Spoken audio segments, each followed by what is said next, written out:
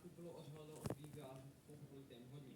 Bylo nám to odhaleno, jaké kruté věci dělali lidi v laboratořích s tímto monstrem, jak s nimi manipulovali jen pro jejich výhody, jak nevinné děti převtělovali pomocí složitých operací s orgány, jak chtěl monster, jen pro jejich prospěch. Ale nově nám to připomnělo i VHS Restricted záznam, což je video, které se odehrává přímo v Politem Gold a odhalilo další část příběhu, která vás šokuje, doslova. Odehrává se to celé v roce 1990.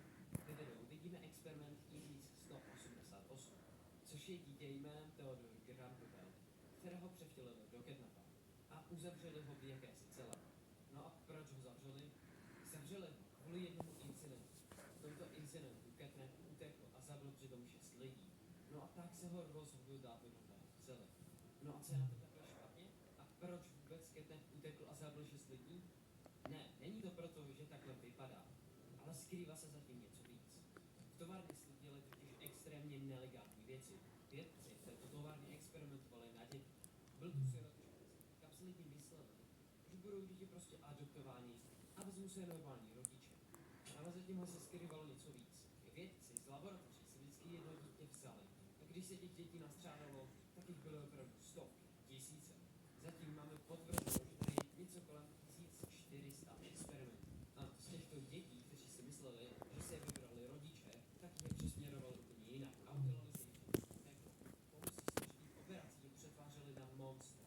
Nebylo to animatronice, byly to doslova živé bytosti. Oni vzali orgány z jejich těl a dali je do už předem připravených těl, ve kterých budou žít. Když se děti probudili, zjistili, že to už nejsou oni. Co bylo horší je, že mě věznili. Úplně všude je věznili. A tak jediné, co mohli dělat, je utéct. Nic jiného jim nezbývalo. A tak utíkali. Ale lidi v stovárně je šli uspat. Měli zbraně. A tak jim nezbývalo nic jiného, než je prostě zabít. A kvůli takovýmhle přestupkům, což bylo to například s Hagem Wagem, kdy se mu povedlo úplně utéct do lesa, povedlo se mu zabít několik lidí a nakonec ho poušli chytli, tak to stejné se stalo s Catnapem. Opět ho chytli. A poté, co je chytili, tak je přesměrovali na kondici. A právě kondice je součást tady toho videa. Kondice byl jednoduše plán, jak sklidnit tyto monstra. Nebyly nevinné děti uvnitř. Chtěli, aby je poslouchali. A tak je uvěznili na několik týdnů do různých místností. Tyto děti byly Catnap byl na začátku agresivní, nechtěl zabít, ale postupem času mu vymývali mozek. Byl tam jen něco dlouho, ale jediné, co mu zbývalo je koukat se na zem a nepokoukat na to, co mu lidi v této továrně pouští. Jednalo se o extrémní chytrou manipulaci. V této televizi použili jenom ty věci, které jim přišly vhodné a které chtěli, aby se takhle přesně chovali. Nevím, o jaké videa se jedná, ale pouštěli nějaké dětské pohádky přímo v sobě, což není špatné. Ale je to špatné, když je tam uvězněn 59 dní. A jediné, co vidí, je nějaký seriál, který má úplně stejný charakter, jak vypadá on. A toho donutí si myslet ještě tak v mladém věku, že ve skutečnosti není Theodor, ale že je Catnap, což není. Ale postupem času mu to vymývá ještě víc a víc mozek. A extrémně ho to zmanipuluje. Mění mu to úplně celou personalitu. A jde o extrémně zlou manipulaci. Restricted video odhaluje, jak Catnapova rekondice funguje.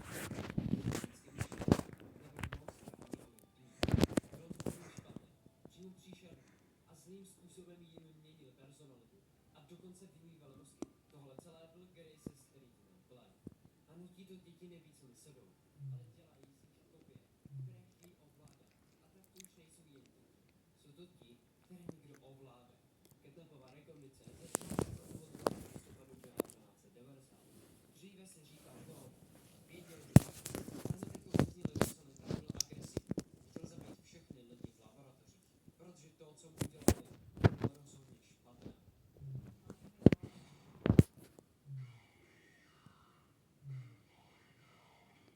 Catnap několikrát řekl, že je Theodor.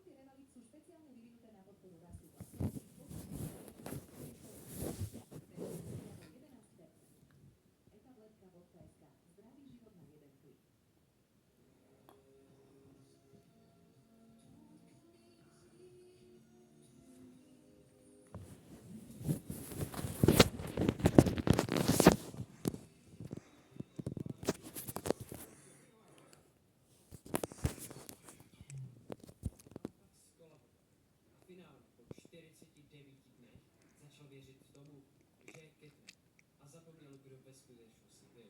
Takhle zle s těmi experimenty manipuloval. A není to tak, že tyto monstra jsou zlé, ale je to úplný off. Tito zaměstnanci jsou zlé. Mučí monstra jak psychicky, tak i fyzicky. Například při operacích je to pro ně strašná bolest. A tak jim to tyto monstra chtějí oplatit zpátky. Tady ta továrna toho rozhodně má víc. Bylo tu několik incidentů, které tato továrna musela zakrýt. V jednom dokonce zemřelo 66 lidí. A jediné, co jim zbývalo, je to všechno zakrýt. A zakryli to tak dobře, že o tom polovina továrny nevěděla, že se něco takového vevnitř stalo. Ještě moment, hned budeme pokračovat, ale jestli máte čas, zanechejte odběr, mě to dost pomůže. Když dáte like, tak se video bude víc doporučovat a za to budu rozhodně rád. A když zanecháte smysluplný názor v komentářích, tak vám na to rozhodně odpovím. Tohle je jediný, co po vás chci. A už můžeme jít zpátky do videa. Továrna jednoduše chtěla mít všechno pod kontrolou. Každý experiment, kterého něco ovládá, tak se mu rozsvítí oči, například u Catnapa, ale také u Dog Day. V tomto případě ho ale zmanipulovali s malými critters, kteří jednoduše vlezli do jeho orgánu. Totálně je zničili a tak měli kontrolu nad jeho tělem. To je důvod, proč má takhle rozsvícené oči. Vědci jednoduše nedělali dobré věci, ale byl to jeden vědec, který je označený jako PV. V tomto VHS videu jsme se dozvěděli, že jeho první jméno je Preston, kterého známe hlavně z této knihy.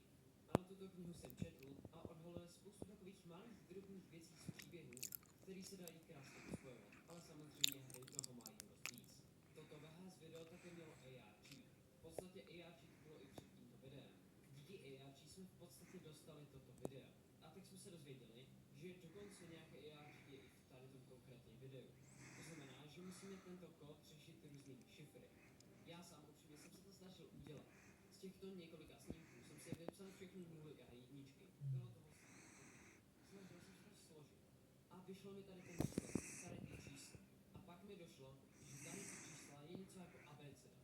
To znamená, že to číslo, které tady máme, je vždycky to písmeno v tomhle konkrétním pořadí. Takže například 19. číslo je 19. písmeno z abecedy, což znamená S. Vyšel mi tady ten výsledek, ale pak jsem se zasekl, protože jsem nevěděl, co jsem dělal. Takže jsem se poté podíval na tohle video, které mi odhalilo, že tady ten kód ještě musíme překódovat z Adbašovy šifry. Když tak přeložíme to do češtiny, zdivuje nám tohle. Jak jsme se sem dostali? Tím, že se na to dívám zpátky, jsem to dělal. Nechci nic říkat, ale úplně přesně zní, jako že to byl Preston.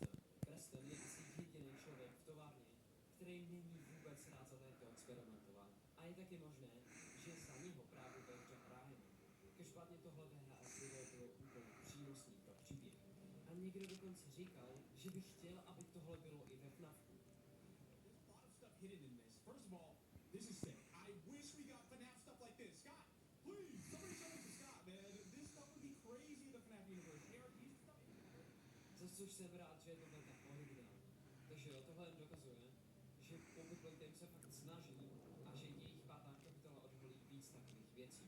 Takže hned první den, co to vyjde, tak si to pravděpodobně zahraju. Každopádně tohle je tak moc všechno.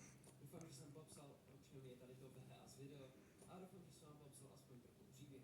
Takže jediný, co chci je, abyste se podívali na nějaký další videa.